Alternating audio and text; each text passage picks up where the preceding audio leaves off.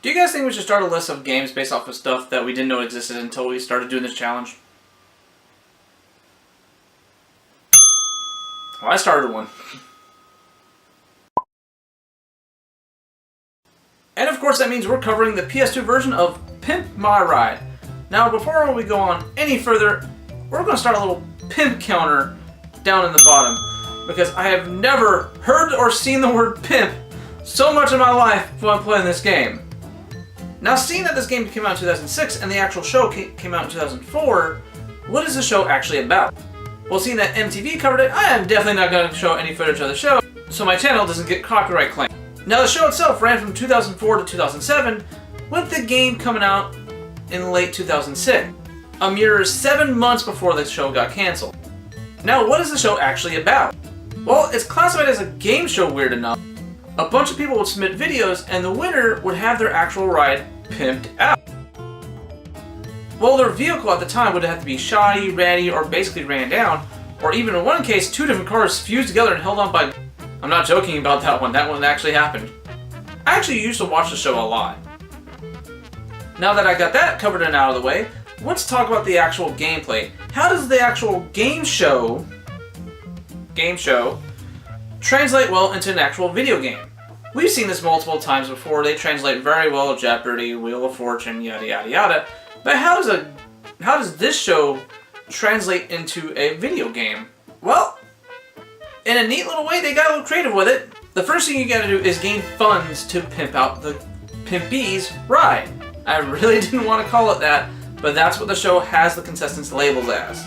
So how do you gather the money? Well, when it comes to each individual person, they have a set amount that you have to reach the bare minimum of to pimp out their ride. Now during the first mission, you do not have a car to drive with, so Exhibit gives you his car. And you basically go free roaming around, gathering cash tokens, little GPS markers that lets you identify hidden suppliers throughout the map. And there's 2 more icons that you see on the map as well.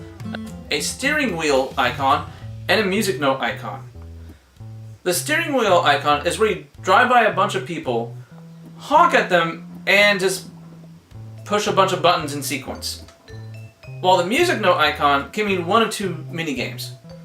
Ghost Ride the Whip, I'm not joking, that's what these games are called, and Hot Steppin'. Oh my! So what is Hot Steppin'? Oh my god, I can't help myself. Okay, so what is Hot Steppin'? First of all, apparently what you do in both Hot Steppin' and Ghost Ride the Whip is that I think you set the car on cruise control in real life and you walk beside it while it goes very slow. But what you do in the video game, in Hot Steppin', you just basically press the circle button in sequence like DDR or Guitar Hero style.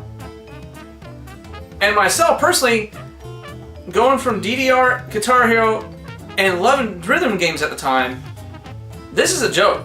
This minigame is a complete and utter joke. If it's not the frame rate of the people dancing in the background, which by the way, look at this. Look at all 2 models of people that they're using in the background of this. The frame rate will drop to glitchiness heaven. It will drop. It will stutter. This will distract you more than trying to get the actual buttons pressed. And believe me, when it came to the actual last level of the game, this minigame is supposed to be hard, but yet it was easy. All I had to really do is just make sure I paid attention. The only real factor, the dancing part, is to distract you. Now, Ghost Ride the Whip. I'm sorry, I can't say that term without laughing. Okay, I gotta calm down. Ghost. Okay, I gotta work through this. This is like pulling a band-aid off. Okay. Ghost Ride the Whip, all it does is make you press a sequence of buttons before a timer runs out. That's it. And almost all the time, there's 12 sequences that you have to go through.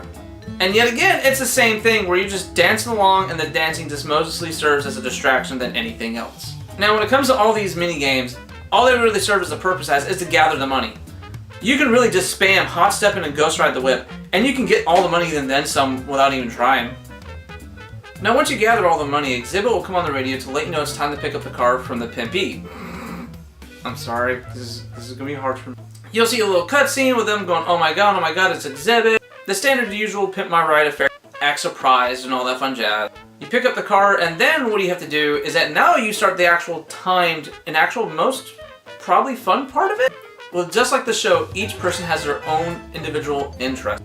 Like one person likes astronomy, the other person likes basketball, the other person likes role-playing, the other person likes clothes and modeling, etc, etc, etc. And not every mission you're able to get everything done to the car. What can you get done to the car? Well, the interior, the rims, the paint, the body, and usually some kind of customized Now the challenging part of this segment of the game is where all these different shops are located. Sometimes the map is just a cube and they're obtainable in little to no time. Sometimes they're on other ends of the map and you basically have to pick and choose which one you have to get. Now you can use nitrous and there's other different ways to extend the timer, but usually the timer starts off at around 2 minutes. Oh yeah, and here's where the actual game or competitive side of the game comes along, where you have to beat a rival body shop that's trying to appease the pimpy as well. It's just a race to fill the meter to see who can fill it faster. That's it. And once you get the meter filled, you can basically make donuts in the whole city until you're done. And they try to have this whole cutscene of like, oh, did you get it or not? I'm not sure. If your meter's completely full, you're gonna get it. I mean, you can skip the cutscene.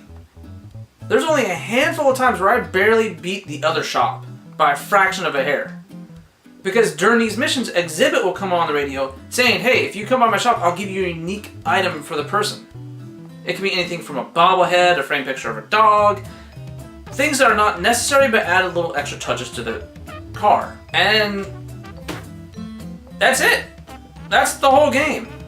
There's 15 missions in total, and they all perform the exact same. You go into cash roam, yeah, not free roam here, cash roam to earn the money to pimp out the ride. I mean, I'm sorry, these terminologies are making me chuckle. I'm sorry. And after you beat all 15 missions, that's it. There's nothing else to do. You're done with the game. I mean, I can't free roam, I can't street race, I can't do anything like that. Actually, that would have been great as an after game bonus where you can actually take these cars and go on the street and race with them.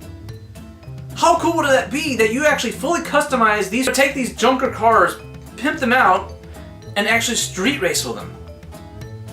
And to give them some credit, not every single car acts the same. There are some cars that perform like an actual street racer. There are some cars that you know they're meant to just be cruisers. Not meant to go fast, not meant to take turns fast either. You actually have a wide variety of vehicles that can get the job done. But once you beat it, that's it. I sit there and I look at the disc going, I'm done with you. And you toss it away. Now let's wrap this all up because there's nothing really much to talk about. It isn't complete garbage wreck. It isn't an insult to anybody who picks it up. There's a somewhat decent soundtrack in the game because Exhibit does contribute to that. Oh yeah, look at this. It still advertises MySpace on the back of the box, which was completely destroyed when I picked it up. If you or your kid accidentally picks this game up instead of one of the Need for Speed or Grand Theft Auto games, you're not really missing out. You can give it to a 5-year-old and they'll be happy with it. Until you show them a Grand Theft Auto, then they're going to be really pissed at you. With all that being said, guys, I give this game a solid 1.5 out of 5. There's a game here, but there's much better out there. And next week, guys, we're going to cheat a little bit. We're going to 2 games for the price of 1. And until then, I'm gone. I'm Ghost. I'm out of here. I'm Past 6. Oh yeah, like, share, and subscribe if you like the videos. And I'll catch you guys next week.